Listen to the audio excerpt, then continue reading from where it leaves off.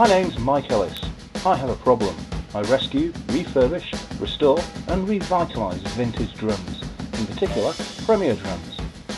In this programme I'll share with you my adventures, ups and downs, ins and outs, triumphs and tragedies as I lavish some TLC on vintage British drums. Welcome to the Drum Fettler.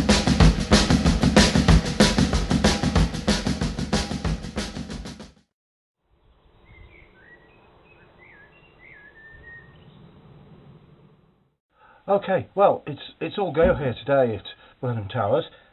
Things just keep arriving. We've got this has arrived, whatever it is, and there's this thing here, and we've got these as well. And oh, yes, the gasket. So that's for the blue Vistalite basement. So that's okay. And these here, we've got this and this and all these things.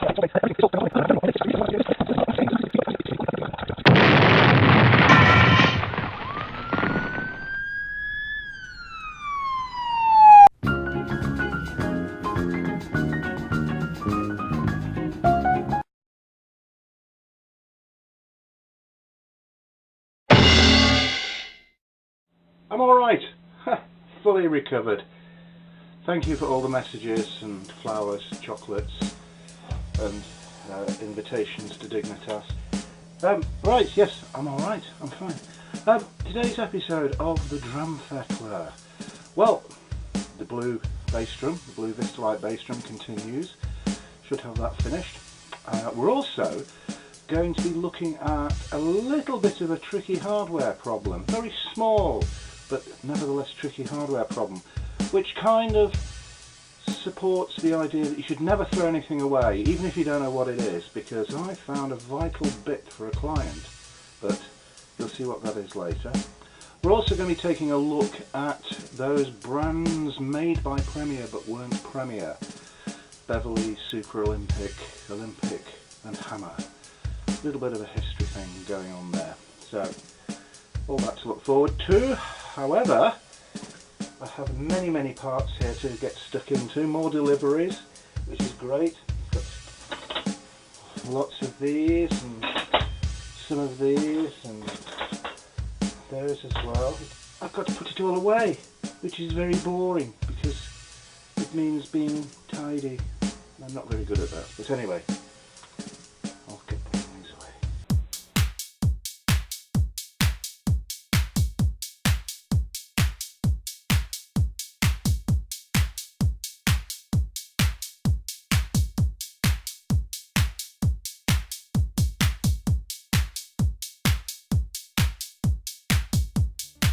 Right, back with the blue Vistalite bass drum.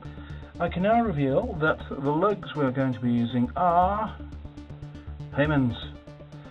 Hayman's all around one side. Now, what I need to do for this is I've got to drill out these little washers. We're going to put these slightly larger washers on under the normal sort of domed washers that you would get with Hayman lugs, just to spread the load on the perspex. So hopefully that will discourage any cracking whilst under tension, but bass drum isn't really under a lot of tension, so it shouldn't be an enormous problem. But anyway, we'll press on and get the lugs fitted.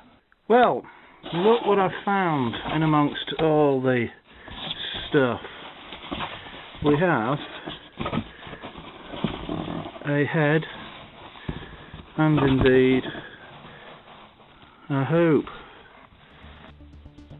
Well, as is so often the case when you're building a kit out of different components from different drum manufacturers, just found out that the screws on the Haymans are not long enough.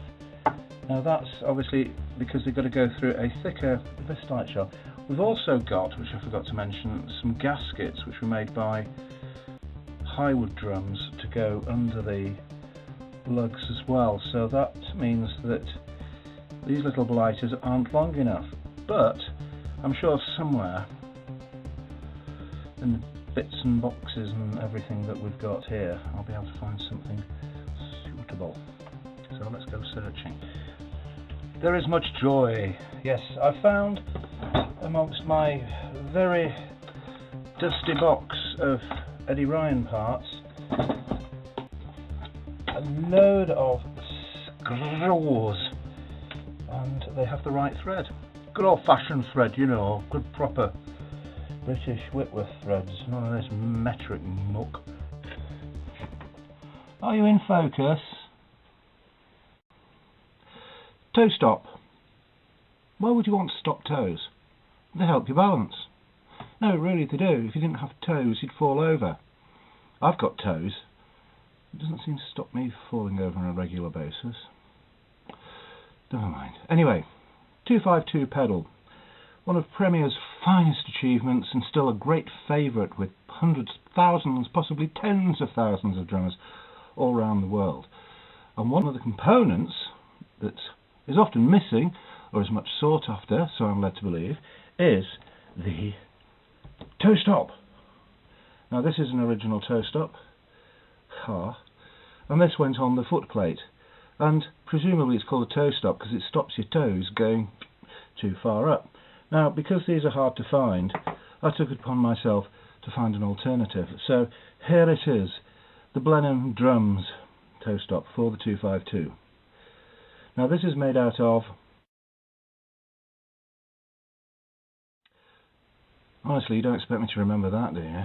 It also fits the tri-lock hi-hat stand, also fits the lock-fast hi-hat stands, the ones with the same foot plate with a little slot, a big square one with a slot at the top. And for those of you of more dangerous disposition, we have them in daring, dangerous red as well, so if you feel that you want to be a little different, you've got a choice there. So pop along to the website, have a look and buy one today. You know you want to, and if you don't, I'll persuade you. A lot of people say to me, get your finger out my ear. Got a bit of an interesting job here. A client has got a Hayman cymbal arm, the one that mounts off the bass drum, the L-shaped one, but it's missing the top bit, the tilter. Now I had a quick route through my tilter drawer of various bits and bobs and tilters that I've accumulated over the years, and I've managed to find one, which is a Hayman top tilter bit, top bit. It's got the right number of teeth, 24, and it's the right diameter where the teeth are. The only problem is that the thread is a little mashed at the top and the wing nut won't go down very far. So what I'm going to do is I've got my 1/4 inch die here, and I'm going to see if I can rescue it. Now this doesn't always work, because if the thread is really gone, then I'm just really going to make things worse. But in the state it's in now, the wing nut won't even go down a few millimeters, so let's have a go. Now the thing to remember when doing this is to make sure you get it, first of all, the right way around. That's it, yeah. Is as you are going down the thread, you turn and you start feeling a bit of resistance, then you turn back to let the swath come out. Oh, yeah. A bit more. Yeah, it seems to be, it must have just had some slightly damaged threads, because now it's moving quite freely. Hang on. A little bit more resistance, so go back again. Feel the rubbish out. It seems to be moving quite freely now. See what happens when we put a wing nut on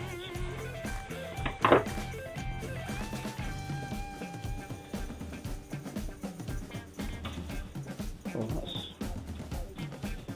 much better. Right, well, it's only going about halfway down. So I'll check with the client, see if that's alright, because I really don't want to be, yeah, I can see the thread there.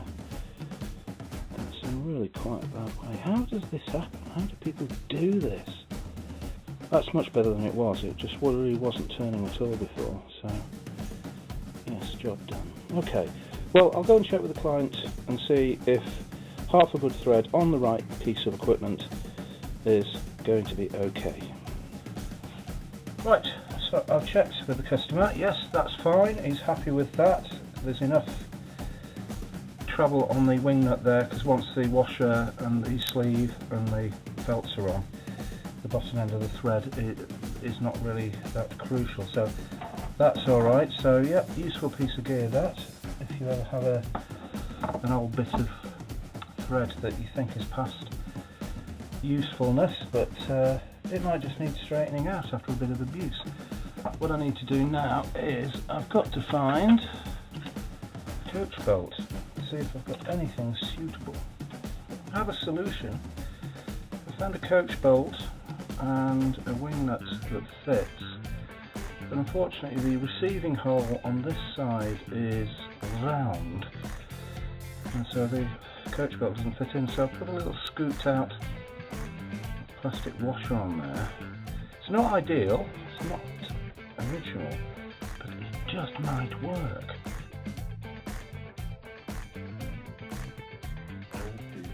Say that they aren't as good as what they were when they were young. Things were better when in an effort to improve the visual dynamism of the Drum Fettler, I decided to invest in a new bit of kit. Why do they sell just fish? Why can't thought it would be useful, you know, for some like spectacular aerial shots or hovering around the workshop. That they should just sell fish. Not that you can find a fishmonger. It's not the kind of drone I was expecting. Along with lots of other types of shops. They don't seem to be many of these shops around anymore because everything's in a big supermarket and they knock down buildings that have been there for many, many years. So what we do is we talk to an imaginary person who's just off camera, you know, like the proper shows, because we all know there's no one there.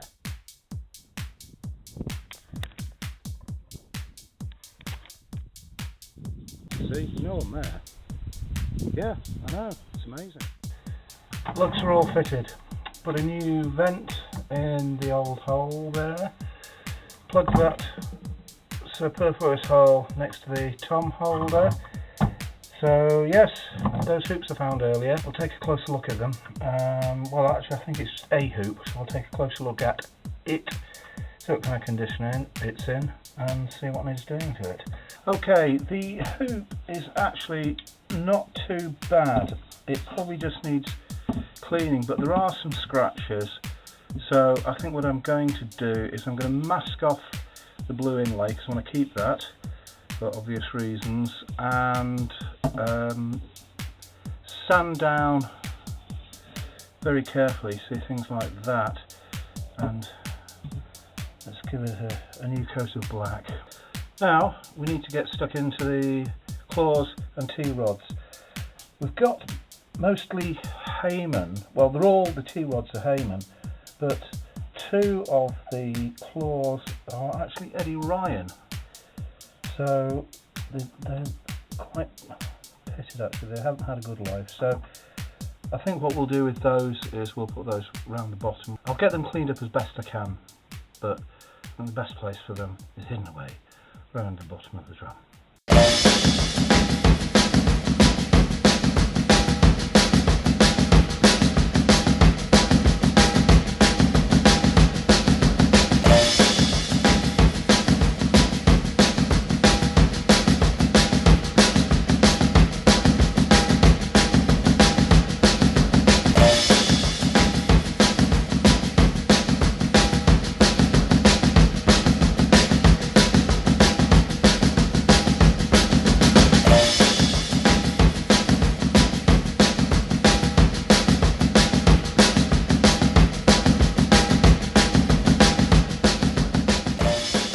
Done. All the lugs are on, heads are on, everything tunes up nicely, just what the customer ordered. Excellent. So the next part of this job will be the toms. I'm not sure when they're going to be with me, but rest assured they will be on the Drum Fettler, so that should be something to look forward to. My Premier badge collection is full. The display case now has no more room left. Premiere through the ages. But what about these? What's this? This, and this. They're not Premiere. What's it all about, I hear you say? What's it all about? I'll tell you.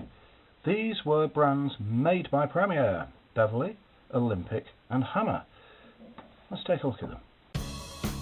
Drums made by Premiere have had a number of guises over the years. When the company started, they made Jedson drums for J.E. Dallas & Sons. The first Premiere badge drum didn't actually appear until 1924. During the 1930s, Premiere were introducing new products at an incredible rate, and as new developments improved the high-end drums, the tooling for the now lower-end products would continue in production, but under the Olympic banner, a practice Premiere continued right up until the 1970s. In 1958, Premiere's chairman Albert Della Porta bought Beverley drums, and production was transferred to the Premiere factory. These drums were sold worldwide, but from the early 70s until production ended in 1979, they were marketed as the Premiere 6000 series in the USA. Premiere were also engaged by EMI to make Hammer drums to be distributed by their instrument subsidiary, Rossetti, in 1976. These drums were almost identical to Beverley and lasted just a few years. 1976 also saw Premiere launch their own sub-brand, Super Olympic, but this only lasted for a year. The last badge engineered drums made by Premiere were Yamaha's Power 5 kits in the late 80s.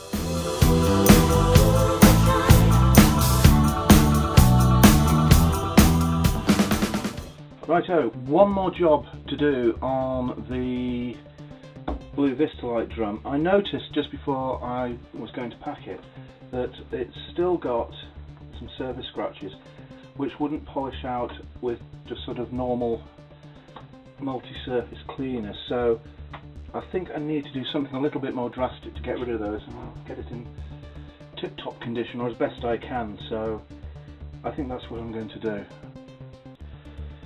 Right, so I've got to get the bits together. I'm just going to use a proprietary cutting agent on the plastic.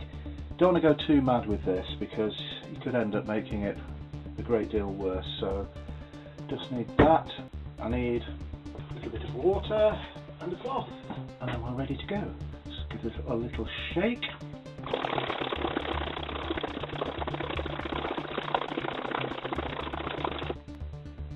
What's so funny?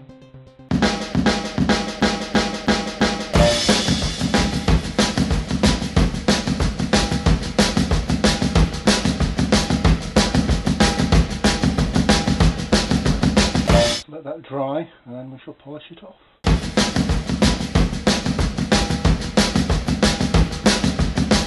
Well, the scratch has pretty much gone from this area. There's still a little bit here and some down here.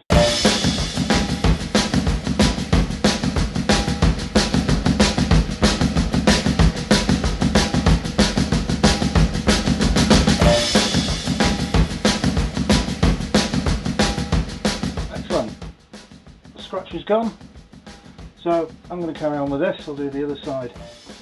And then give it a clean with some multi-surface cleaner, just give it the last final shine before packing it up and getting it off to its lucky owner. So, not to everybody's taste, I know, with the mixture of parts and it being single-headed, but as I've said before, it's whatever you want it to be.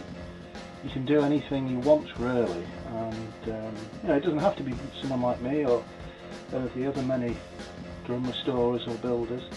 You can do it yourself. It's a great way to spend one Sunday afternoon.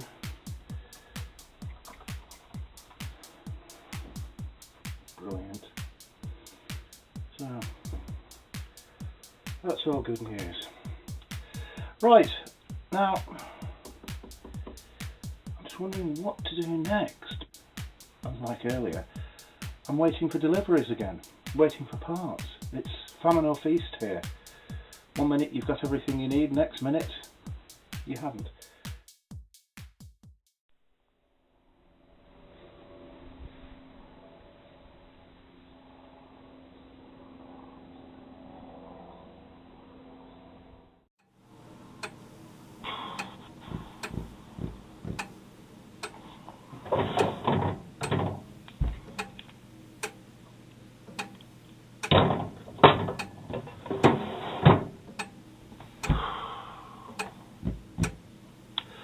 Well, waiting around for materials and parts and stuff to arrive means I'm stuck with something to do.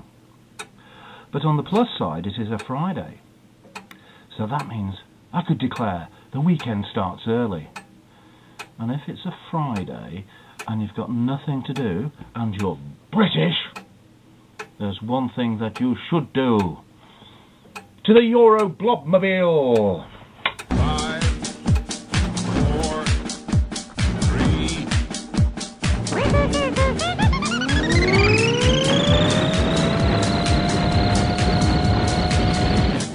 Thunderbirds are go.